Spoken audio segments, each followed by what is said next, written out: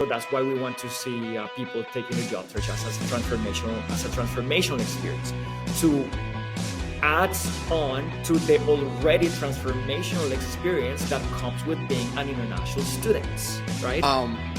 One thing is, like, I do think international students go through such a harder time, and it builds grit. And I do think that grit will be the reason why they become so much more successful later on in life. And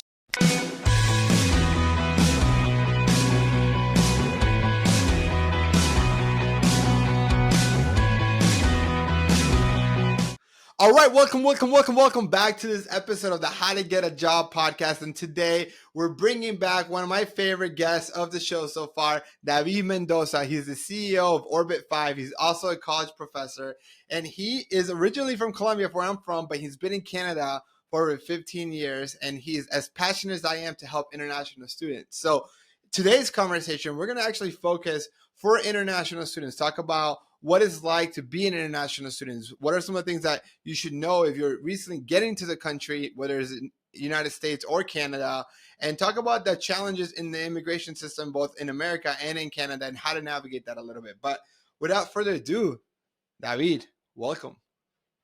Daniel, thank you so much. How are you? Great to see you again. I'm great, man. And it's great to see, to talk to you, a fellow Colombian doing excellent work. We've met a couple of years ago. We talk about international students. We share the same passion of helping the new talent in North America thrive and build exciting careers. So it's lovely to be back. Thank you for having me as a guest again, man. No, absolutely. When we're kind of going and saying, all right, we're doubling down on the podcast. We're making a video podcast. Who do we bring back? I was like, hey, you want to come back? I'm glad. So, what do you think has changed for international students in the last 2 years, and what do you think is going to look like in the next 2 years? So a couple of things have changed. I'm going to start with the negative. Okay, I'm going to start with the negative part of it. A lot of things have changed in terms of mental health.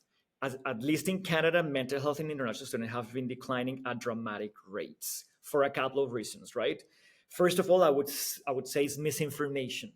Right. So people are coming to Canada with unrealistic expectations, maybe because they are sold into the idea that you arrive at Pearson Airport here in Toronto, and then as soon as you walk out from the airport, a job is fall from the tree, and then you're gonna get that job. And we know, that's not the reality at all. So that's something that is unrealistic that people have been sold on. Another thing, I've talked to a lot of students, and they say, I talked to a student the other day, and he wants to be a veterinarian, but he's taking a journal business program at a college. And I'm like, what made you take that a business program if you're thinking about such a different path? And she said, well, because the agent told me that this is the only space available and I should take that. So I think it's a very bad thing from the agent's side to try to get someone in a program that's just convenient for them to get their commission, not thinking about what student real interest is. Other things, people come here and the expenses have increased a lot. So the cost of living is incredibly high right now compared to what it was in 2020. Rent is ridiculously expensive. Groceries, transportation, everything. So I've heard about cases where landlords are renting rooms, quote unquote, because it's not even a room. They offer a double bed that they have to share with someone they don't know, and they're charging over $500 for that space, right? And the student is out of options and stuff. So there are students who have to take those things because otherwise they're going to go homeless. So there's so many things that are happening that have really impacted the lives of a lot of international students. And it's been hard also to get support from institutions because it's as you know, Daniel, like colleges are understaffed, right? Not only the career services department, but also counseling and stuff, right? So I think colleges are having a hard time coping with this and catching up with all the needs that these students have. So it's been sad because the suicide rates among international students have been increasing, right?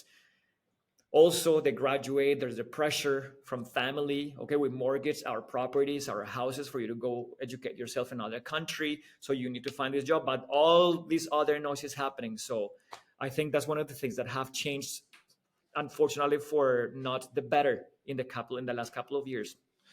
Yeah, and what you're saying, man, it hurts a lot because this is not a political podcast, and it's not about going into politics in this podcast. But I do think that the international students that are coming to North America are being sold a fake dream, and they're not being sold the reality of what happens once you graduate. The assumption of you coming to America or North America, America or Canada in this scenario, right? And you're going to get a degree from an American university, and then you're going to graduate, and there's going to be plenty of jobs because you hear the unemployment rate in North America is extremely low. It's not the reality, because not every company is willing to sponsor, at least in the United States. And we'll talk about the difference in the immigration systems here in a little bit. And I think, to your point, a lot of these universities are charging different tuition pricing to international students, and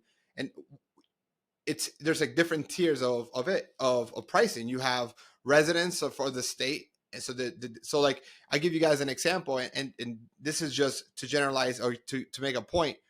If I'm in Florida and I want to go to the University of Central Florida, as a Florida resident, I might pay $1,000 per credit hour.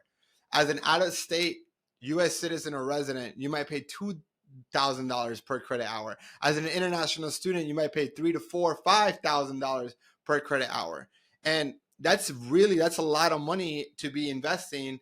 And they're not even telling the students that there's no jobs, especially if you're not doing any STEM.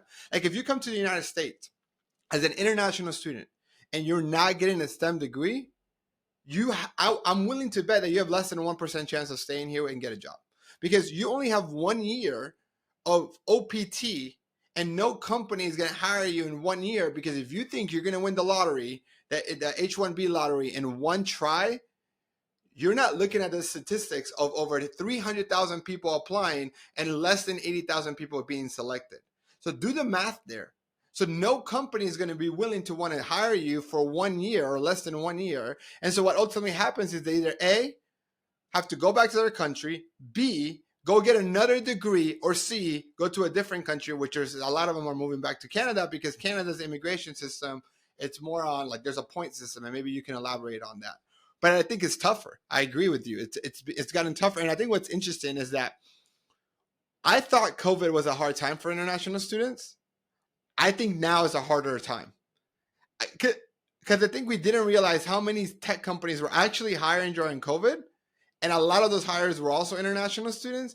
And now that the tech companies, the ones that like employed over 80%, the 80-20 rule applied, there's like 20% of companies that employed 80% of those international students that are no longer hiring them, and it's making it tough. And I don't know if you've noticed this, but I found, as I talk to a lot of leaders in the tech companies, they're reducing costs, right? There's only two ways to increase profit, to make Wall Street happy, right? To make the investors happy, and that's to increase profits. And there's only two ways to increase profits. That's, you increase revenue or sales, right? Or you decrease costs. And I think a lot of these tech companies realize, and they're hiring a lot of international students, particularly from Asia, that are saying, okay, I can go hire a software engineer right out of college and pay them $100,000 as an example. And the majority of the most talented software engineers happen to be international students from Asia. Or I can open an office in India, as an example, and hire them back when they get back home because the immigration system didn't work for them, and then pay them $30,000. And so I see that happening over again. But you know what? The problem with this whole thing is their student debt is in dollars, right?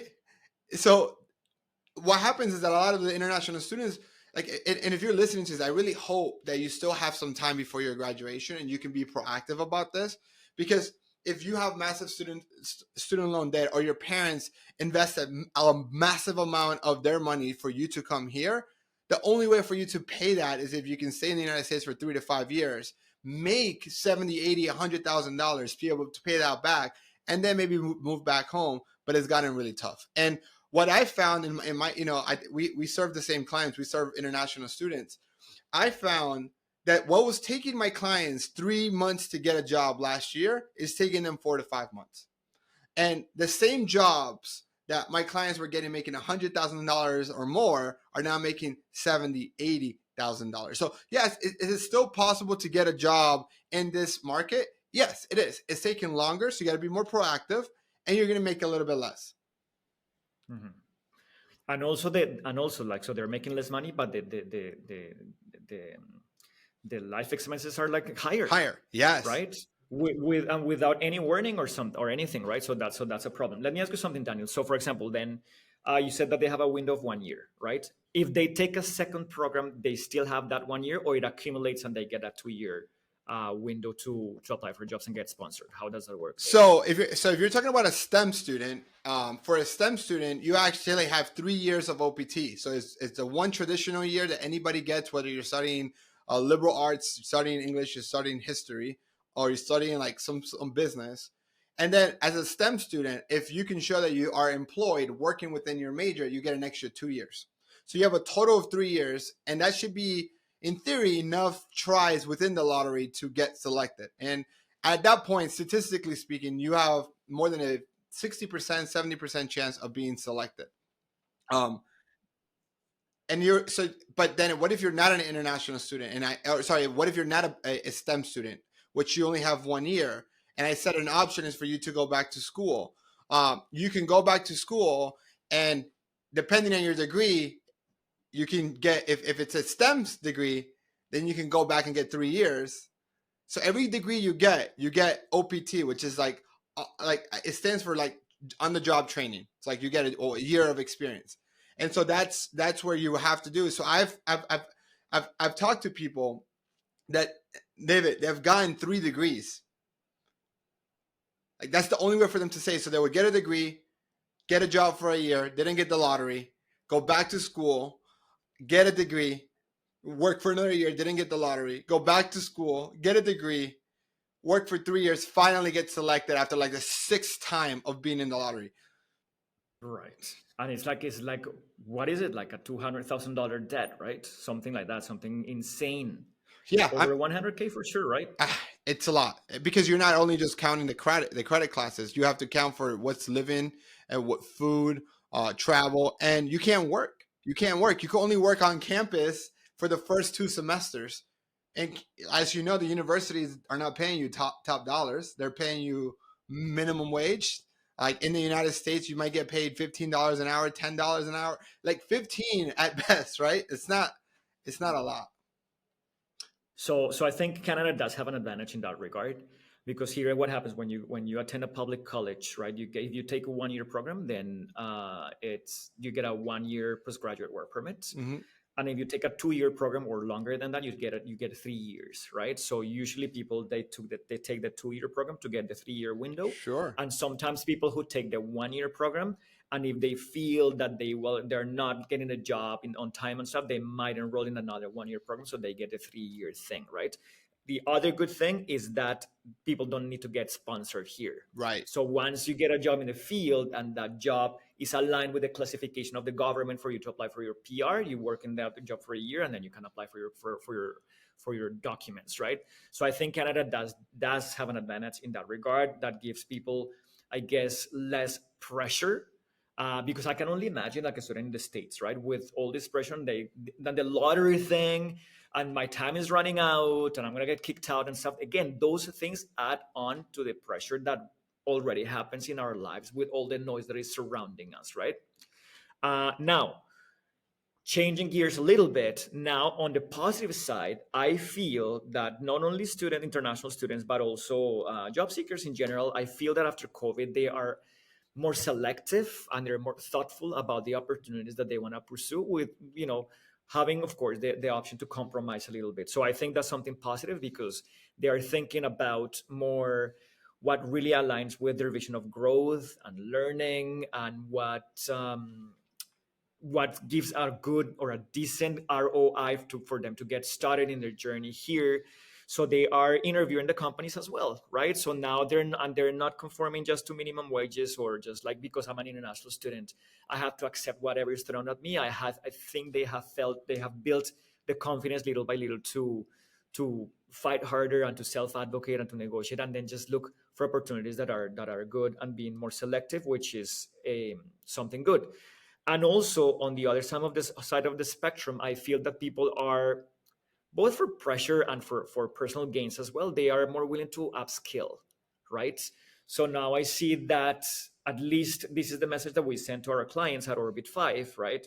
What we want people to see the job search as is not a traumatic experience or a daunting journey. We want people to see it as a transformational experience, right? Because when you are at point A and you start working towards landing an offer, and then the moment you're signing that offer, 15 weeks later, 20 weeks, 24 weeks later, whatever time it takes you, you look back and you're a very different person.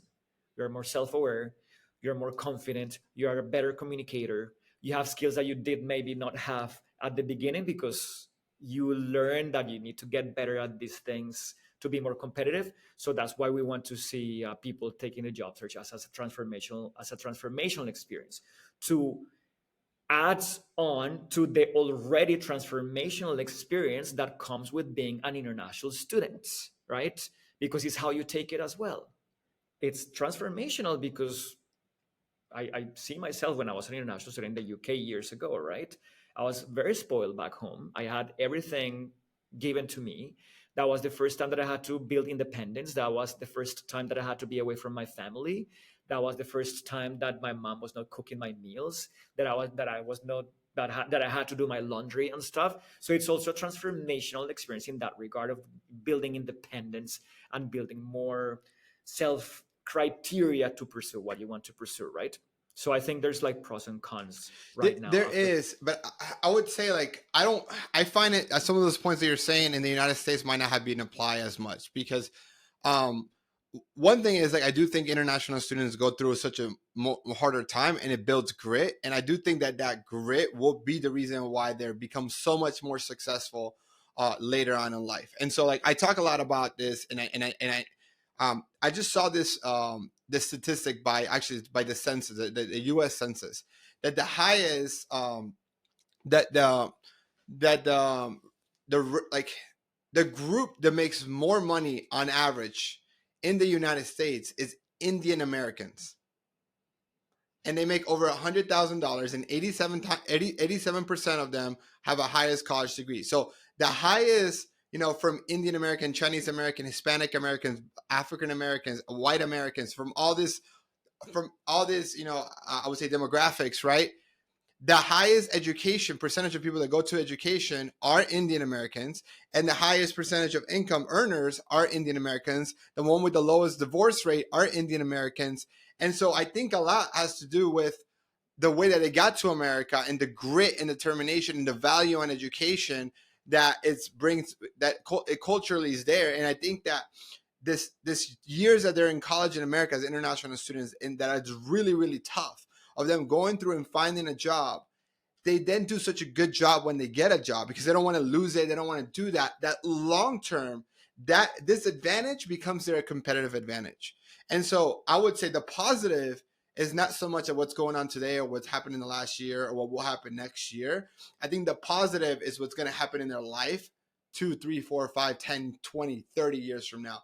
And I even think I just saw an article saying that Goldman Sachs believes that India will be the number one economy in the future, bigger than China, bigger than the U.S.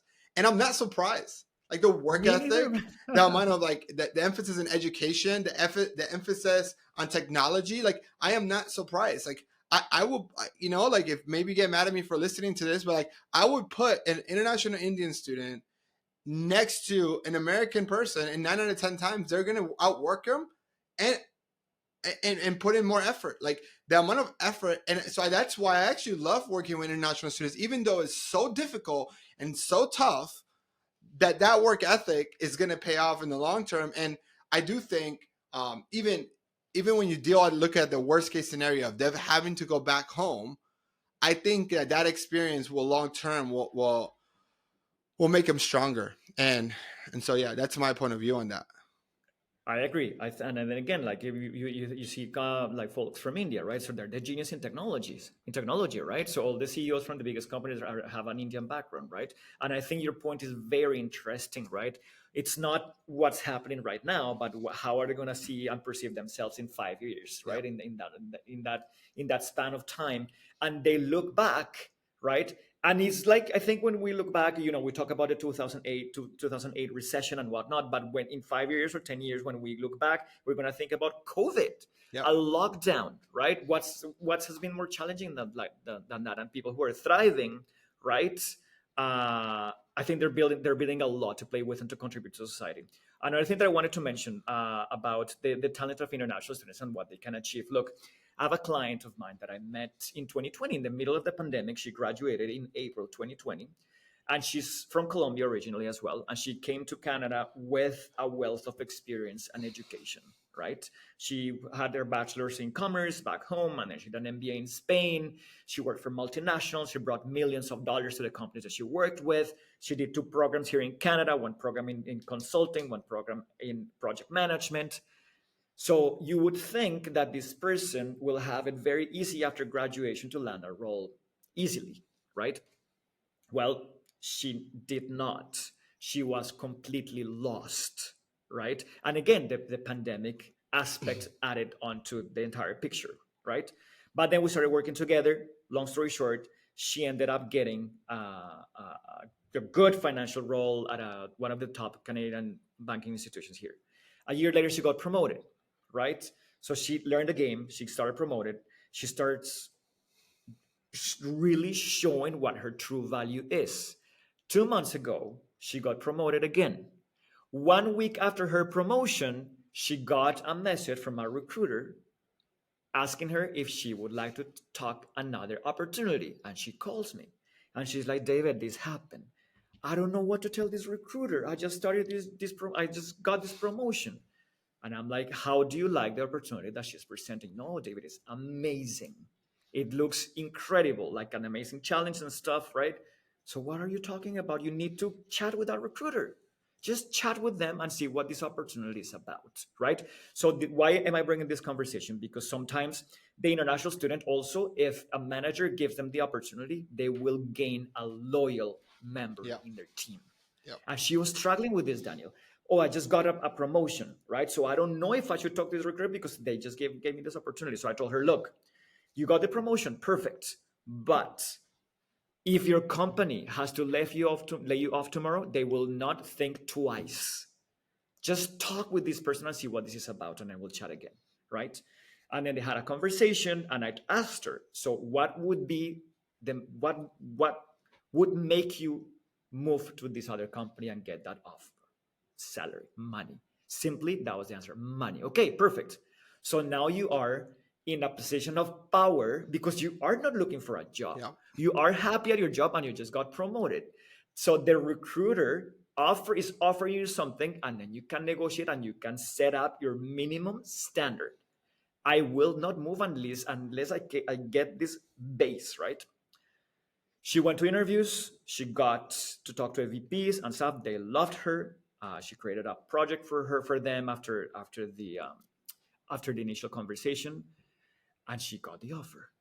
Right, $35,000 more than what she was making at her last promotion. How is she gonna say no to that? Right, especially again when she lives in an apartment downtown Toronto without roommates. She's paying insane amounts of rent. So that extra money is going to help her a lot. And it's a project that she loves and is really aligned what she wants to do. And she's like, it's a change. I've been here for 2 years already. Why not experimenting this, Yep. right? But it took her a minute to make that decision. What do I do? Do I talk to this? Always. So if you are listening to this, the recruiter calls you, even if you're employed, talk to them. Leave the door open because worst case scenario, she would have said, you know what? This is not aligned with what I want right now, but thank you so much for the opportunity. I hope we can talk in the future or whatever. Yeah. Or she wouldn't have gotten the job. And that it doesn't change anything because she's already employed, right? So I think it's a really nice story that I wanted to share with No, you. and I love the story because there's so many lessons there for the audience that is listening. I think one, I want you guys to make sure you understand is your first job out of college is not the finish line. In fact, it's the start of the marathon. And as an international student, and I want you guys to start thinking your perception of time. Don't think about what happens the next semester. Think about how does this help me reach my long term 3, 4, 5, 6 years from now. And it's much easier to get a job once you have a job. It's very interesting how that works, but it's guaranteed to always be that way, and that's why it's really important to just get that first job and be proactive. And then once you have it, always be open to having a conversation. Like even to the point if the recruiter reaches out to you, if the recruiter says, "Hey, this is what we're looking for," even if you're not it, do you have a friend that this might not be a good fit for you, but who do you know in your network? Do you remember what it felt like when you were looking for a job? Do you remember what it would have felt like if somebody messages you on LinkedIn? I'm like, hey, I got reached out by this recruiter. I don't think I'm the right fit. I think you're a better fit. Right. And I think sometimes we forget that because we're like, as humans, we're selfish creatures. And we're like, I talked to the recruiter, but this role I'm too overqualified for. Fine. You are too overqualified for, but who do you know that might not be? Right. And so I want you as an international student to think about being very proactive about like the job search. You don't have the luxury that a national born resident or citizen does. So be proactive. Start looking for internships and jobs as soon as you can. Start building networking and relationships. I will tell you something that I learned in America, and I've heard people in Canada are even nicer, is that most people want to help. Like most people want to help. And this is the way I want you to think about it. If I were to ask you, the audience that you're listening, if a high school student were to reach out to you asking you for advice about college, would you give them 10 minutes of your time to help them? And every time I've asked this to thousands of people, 99.9% of people, I think I've gotten 3 people in my whole life who said no. People say yes, like people want to help.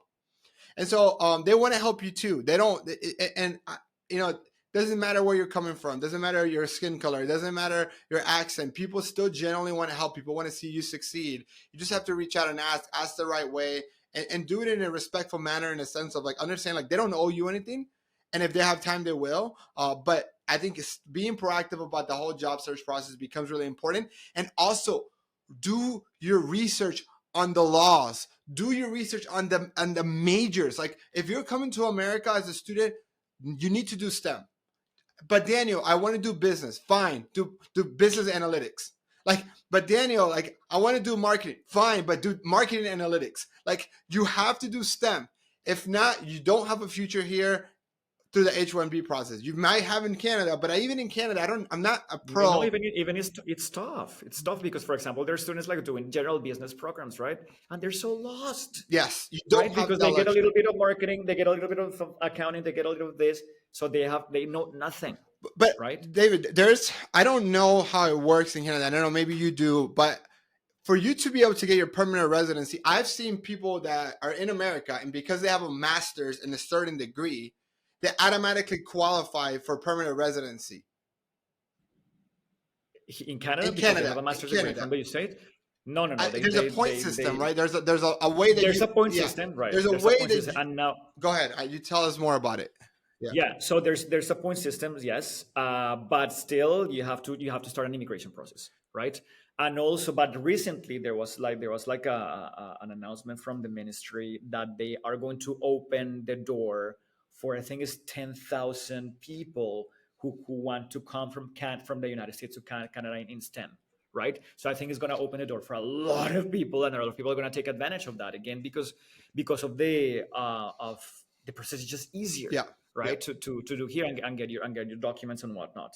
So I think that's it's a really good incentive for especially for international students, maybe in America who are struggling to get jobs there. So that could be a good option. Yeah, and that's what I meant to say. Like, it's not that you automatically get it. I'm saying that you have to go through the whole paperwork, but it's not a lottery. Like that's the main difference. I would say is like in Correct. America, a bachelor person might get the lottery over someone with a PhD, and it doesn't matter, Right. right? That's And insane. in Canada, there's a point system depending on your major Yeah. and your degree, and there's other variables. So I don't Right. like. I think what I'm trying to say is do your research. because Yes. being educated before you even get here, or while before you even graduate, understand how long you have to understand that process. I am seeing it even more and more companies that are hiring. They're like people who don't get the lottery selected in America, David. They are actually the companies, like the big tech companies do this very often. Say, okay, you work for Google. We try sponsoring you for 3 times. We didn't get selected. It's a lottery, right? It's all luck. The government controls it, not Google, nobody else. So then Google says, we'll transfer you to Canada. You work in our Canada office, and then you get permanent residency in Canada, and you have the same job, work with the same team. It's like, fine, it works. But like, I think obviously it's, It works, right? It works, but again, it's like and again, like you mentioned at the beginning of the podcast, the episode, right? This is not a political conversation or anything, but I think again, I think they should make the lives of these people easier because they are investing in the country, right? Like they're pouring thousands of dollars here, right? So that lottery thing, it's crazy. And again, yes, like you said, do your homework, do your research. Just don't just rely on what the educational agent back in your country tells you that this is what you have to do. Do your research, get second opinions, talk to people. That's why LinkedIn is for. yes. Talk to people from your community who are here. Ask them, hey, what do you have to do? What how do you get your job? How's school? How's the academic load? All different things so that you can make sound decisions, because again, it's not cheap, it's not easy, it's a lot, it comes with a lot of challenges, it comes with a lot of reward for sure if you understand how to play the game, but you have to be ready and you have to be proactive to play the game. One thing that I wanted to mention, again, coming back to this, the example of this person, right? So again, even she got the offer, right? But she still had a little bit of hesitation and she was a bit nervous about giving her notice, right? And I told her, look, your management, they know that you guys have really in demand profiles and that you are going to get opportunities and you're going to get calls and messages because your demand is in high profile. If they don't understand that and if they let you go in bad terms, is their loss, and this is bad leadership, right? Yep. And they took it really nicely, right? But let me give you another example. Another person, he contacted me and he said, David, like, love my job. Also, he works at a financial institution as a data scientist, and he got an opportunity with an insurance company, and he told me, I love my job, but I want to talk about this opportunity and see what they offer and stuff. Okay, what would require for you to leave your job? Money. Okay, so how much? This is the minimum that I'm going to go for. Then I prepared him to have the last interview with one of the VPs, right? We went to LinkedIn, right, and we saw the picture of the guy. I told him, look, this guy looks super chill, so I think you're gonna have a good opportunity to break the ice here, build rapport and stuff. And he told me the next day, you were right. He was super chill. We had a great conversation. It was amazing. He got the offer, right? So I asked him, what do you want to do? And he's like, no, I think I'm gonna take it because it's more money, right? He went to talk to his current employer, Counter right? offer. And they told them, yes, they told him, okay, you're leaving. Oh my God, how much are they paying you? And he said, they're going to offer me this. Okay, we'll match it. We don't want you to go. So he stayed. So it was a super triple win Yeah. situation for him because he loved his job, he loved his colleagues, he loved his manager, he loved the company, but he had to make a life decision. Yeah. Go because I'm getting this other opportunity, and financially speaking, it's better for me, right? And I think it's beautiful from the company that they saw his value and his potential, and they were loyal to him, because you don't see that a lot nowadays, right?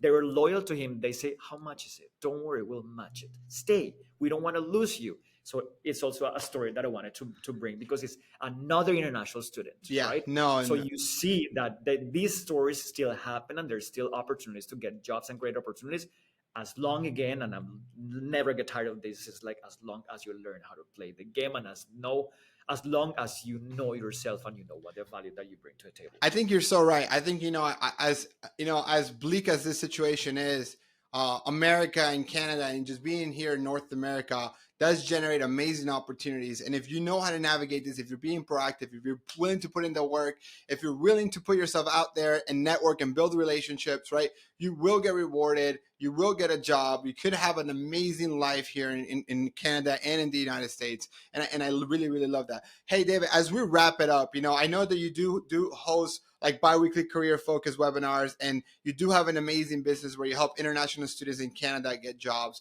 If people want to learn more about those things and learn more about you, where can they find you? Please find me on LinkedIn, David Andres Mendoza. It's my LinkedIn. And then please find us on Instagram as well at Orbit5. In Instagram, we're not the number 5, but the word 5. They are in our website, orbit5.ca. You can get all the information. We are actually revamping our website. We're going to see new products. We're going to see some new technology that we're launching hopefully at mid-August.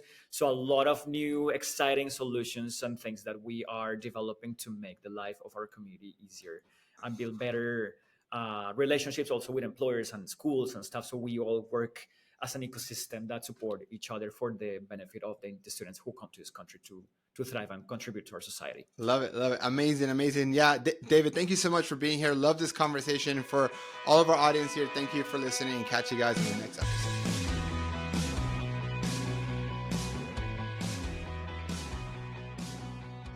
All right. So in this rant, I want to talk about what I feel is the most ideal path as an international student in the United States to be able to get a job and get your sponsorship. So if you're listening and you are not yet in the United States and you want to come and study here, you need to make sure you pick a STEM major, a STEM major. Like I mentioned in the podcast and the conversation I had with David, if you're not doing a STEM major, you're only going to have one year after you graduate of work authorization. And that makes it almost impossible for you to get hired.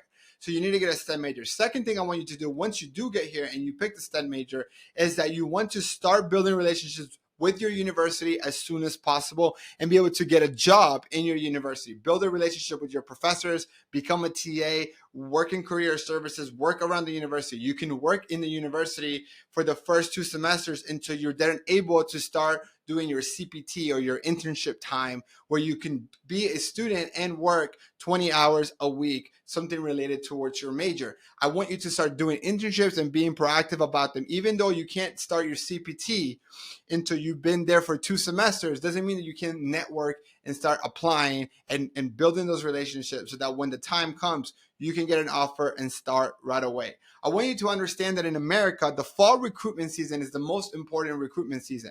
So if you are, for example, graduating in May 2024 or in May 2025, as an example, this upcoming fall recruitment in 2023, it's really important for either A, apply for full-time jobs if you graduate in May 2024, or B, if you're graduating in May 2025, for you to apply for summer internships of 2024.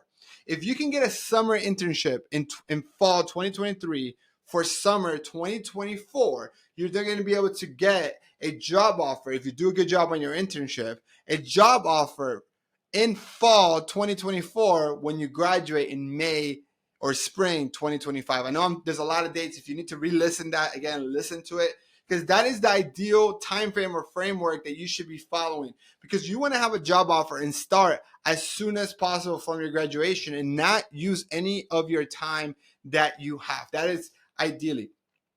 The worst case scenario is you're not able to get a job before you graduate. I want you to focus on stopping the clock, right? I know that you're probably focusing on getting a full-time job, but don't focus on a full-time job until you figure out a way to stop the clock. Talk to a professor, right? Do a free internship. Get an offer letter, send it, show it to your school, and they can help you stop the clock. That's really, really important, because if you're applying for jobs and you have less than 90 days in this type of job market, is very difficult, and it's going to add too much stress that you're not going to be able to handle with the pressure as time gets on. Now, if you are unable to get a job within the time frame and you don't want to go back home and you don't want to move to Canada, the next solution for you that I have for you is to look for jobs in a non-for-profit or research institution that doesn't have to go through the H-1B process. There's a different loophole. There's a different type of visa that you should look into on there. If not, there's other schools that you can go and work for, get a different degree so you can start this process all over. Now, I know that takes longer. I know that's going to cost you more money, but it's the reality. It's just very, very difficult out there. So again, if you're an international student in America and you want someone to help you navigate this process, help you get a job, make sure that your investment of coming to America makes sense. Make sure you reach out to us, come to one of our workshops, set up a call with one of our coaches to understand your situation, to see if we can help you. If you've enjoyed this podcast and you gain value, make sure you like and subscribe and share it with one friend. That's all I am asking for. This content is free. All I ask is that if you value it, you show us some love and share it. Thank you so much for listening, and catch you guys on the next episode.